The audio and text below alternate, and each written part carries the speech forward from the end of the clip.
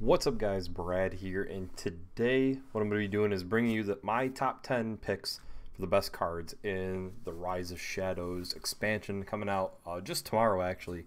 So what I did was I chose the 10 I think are the best, and I also decided to pick two other cards that I had at least mentioned. So there's going to be two cards beforehand, so it's like 12 cards technically, but these two cards, they're very powerful, great cards that I think are going to be played quite often, but just not as powerful as the other cards.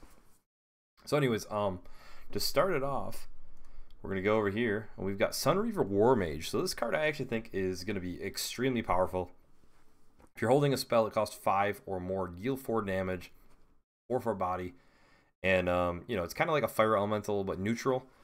And I think it's going to be mainly focused in priest or even the mage class. So if like there's like a freeze style mage, or you play like the resurrection priest, probably not so much resurrection because then you'll be resurrecting this guy, but at least they're like big cards. So just some small ideas I've had, but I mainly feel like it fits into a mage almost the best by far. So then the next one for the other choice before we get into the top 10 is Proud Defender. Proud Defender is just an awesome card. And this is like the tool for the anti-aggro. You're playing control, you need something to stall the game out a little bit. It's like the newer Tar Creeper. I don't think it's as good as Tar Creeper, but it's, you know, a similar effect as Tar Creeper. So you'll definitely be seeing Proud Defender quite often. And now we'll get into our top 10. So let's jump into it with number 10, Henchclan Hogsteed. 2 mana, 2/1 beast with Rush and Death Rattle, summon a 1/1 Murloc. This guy is just extremely versatile. Neutral card, fit in almost anything. You need something that's like a ping, and on top of that, once you ping something down, you get a body left over. So I think it's a pretty powerful effect, and you'll see it probably played a decent amount. And because of that, that's why I kind of think it's going to get the number 10 spot. It's mainly just the versatility that it could be played in pretty much. It fits into a lot of decks is the thing. So, yeah. But then, number 9, we got Henchclan Burglar, the rogue.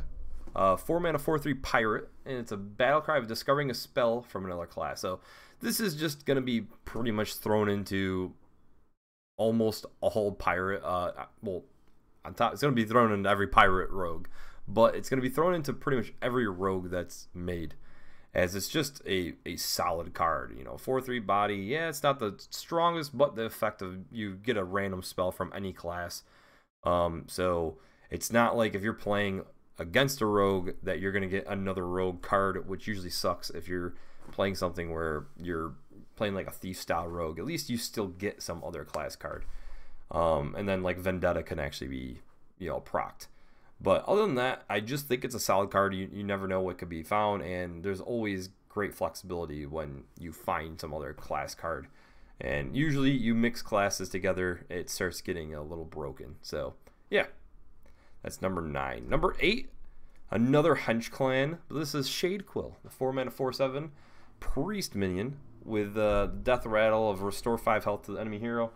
Death Rattle is pretty much nothing. It doesn't really matter at all.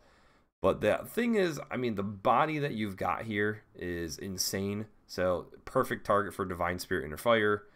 And yeah, I mean, it's going to do a lot of value trading, and that's what Priest is known for, is just doing trades. You've got the Resurrection. This is a good guy to actually resurrect too, because it is a big body. Because you're not going to feel bad if you resurrect like an injured Blade Master either. So Henchclan Shadequill is going to be just played in pretty much all Priest, I believe, and especially in the Silence Priest that's you know, out there also. So Silence Priest and the Resurrection Priest it'll be played in, and I think that's mainly the only 2 archetypes that are thought of right now. There's also like old school Control that I can definitely fit into too. So we'll see what else. So I believe that was 7. Now we're going to 6. Just Shimmerfly, the 1 mana 1/1 beast, Death Rattle, add a random hunter spell to your hand. And yep, it's just you know, the same as usual. I mean, it's not really much to say about it. A solid card, a 1-drop, a Death Rattle adds another card to your hand We've been seeing this forever when it comes to Hunter since Web Spinner. So it's a no-brainer that's going to be pretty much in every single Hunter deck that you can imagine. Then we got for 5, 4, 3, 2, 1. No, this must be 6. I don't know what I said for the last one. So this is 6. Acorn Bear, the 1 mana 2/1 with the Death Rattle of add 2 1/1 squirrels to your hand. So Acorn Bear, once again, another card, just a solid 1-drop. It could fit into pretty much all of the Druid archetypes that are needed, other than like a Malagos style Druid, if that's still around. But yeah, I mean, it's just a great body. You get 2 1/1s, great for the token style Druid. I could see it being played quite often, and I think it definitely will. Now we're on to number 5. This one might be a little surprising. Underbelly Angler. 2 mana 2/3 Shaman Murloc. And after you play a Murloc, you add a random Murloc to your hands. So this just, to me, generates so much value. And I think people are going to sleep on it a little bit, because if you just play a bunch of Murlocs, it's like a Murloc version of Mana Cyclone. It's kind of how I look at it. And Mana Cyclone is an awesome card, as we will see. But this is an awesome Murloc card. I mean, you're just going to continuously generate value from this guy, and you're not going to need card draws much because of him. So because of that, I just think that Shaman's actually getting some pretty good tools, especially with the Murloc's package. And this is pretty much the key card, even more than Scargill that's coming out too. All right, number 4 is Lightforged Blessings. So this is the twin spell Paladin, 2 mana, and you give a friendly minion lifesteal. So the reason this card is so just insane is because lifesteal is extremely valuable, and really you don't have a lot of people that have, like, a lot of minions that have lifesteal that have high attack. Anything like really above 5 is pretty much unheard of. But as we know with Ziliax, if you put it onto another minion that has like a decent body, so maybe put it on a war gear, and all of a sudden you've got like a solid body along with the lifesteal mechanic. You heal a ton. You get like 16 heal because it's got Divine Shield. It becomes astronomical, and that's where I think this card shines, because you could just put it onto any minion. Put it on your Tyrion 4 ring. You could put it onto realistically anything, and it gets the value that it has. I mean, for 2 mana, you get lifesteal onto something already on the board, and it's essentially lifesteal with rush, is like kind of what it should say, because obviously you're going to play it on something that's already onto the board or is attacking something. You're not going to just play it on some random minion that's just sitting there. I mean, I guess technically you could play it on some taunt minion that you have that's played out the first turn, and maybe you want the lifesteal right away because you're afraid of getting whatever. But I guess at that point, if you're getting silenced or hit in the face with a spell, it doesn't really matter. So yeah, I don't know. I think the card's going to be one of the staples to Paladin, and will be played in almost every single Paladin. Then next we got Walking Fountain. This is another Shaman card, as you can tell, that is just phenomenal. 8 mana 4/8 elemental with lifesteal, rush, and Wind Fury. So you're healing for 8.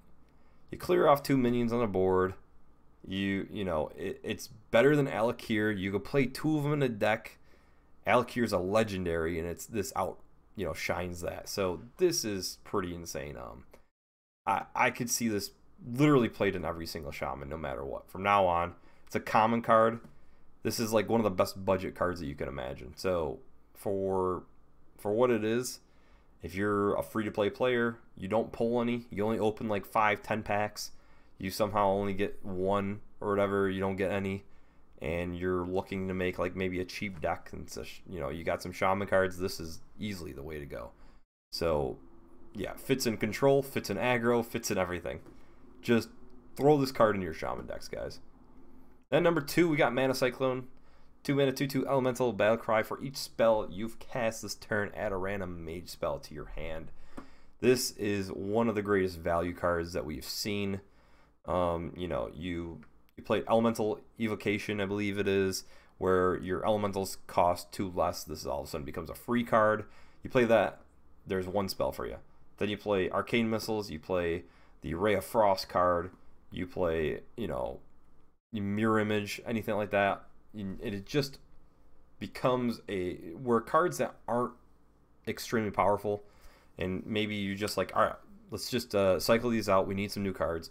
You start throwing stuff at your opponent, and you just generate new cards that have great value. It's almost sad that Quest Mage is gone now because of how awesome this card is going to be with Quest Mage. It's almost going to be kind of broken for Wild with a Quest Mage, but it is what it is, and it will be fun. I can't wait to play around with Mana Cyclone. So yeah, if you're a big Mage fan, I would recommend 100% picking up this card. And finally, my number one card of the Rise of Shadows expansion. It's Blastmaster Boom. So the 7-mana 7/7 Battlecry summon 2 1/1 boom bots for each bomb in your opponent's deck. To me, Dr. Boom was an amazing card, obviously, back in the day. Was like, obviously, almost to the point of broken. People wanted to have the card nerfed. You know, Dr. 7, it is what it is. But it's even better than the old Dr. Boom, which is the sad thing. Obviously, it is just a warrior card, so it can be a little better. And I feel like the cards are a little better nowadays, so it's not like outshining everything. But you do got to realize it is easily the best card, I think, in this expansion, because you can easily have at bare minimum 1 bomb into a deck. Now, once you get 2, all of a sudden you got 4 bombs on the board. And then on top of that, if you have the hero card, you know, you got, oh my god, what is the hero card called right now? It's killing me. Oh no. Is it Razakan's Rumble? No, it's not. It's Boomsday. Is it Dr. Boom? Is that who it is? I can't even think. Oh my god, I am out of it. Yeah, Dr. Boom Mad Genius. Okay, all right. For some reason I was sitting there and I'm like, I don't know. So if you have Dr. Boom in play, all of a sudden those boom bots have rush and you could just smash them in the face. You got Zilliax to buff up the boom bots. It's crazy. This card's off the wall how powerful it is. And it's easy to put at least 2 bombs into a deck. You don't even need to build around a bomb deck to have it work. It is what it is. So anyways, guys, go out there, have fun.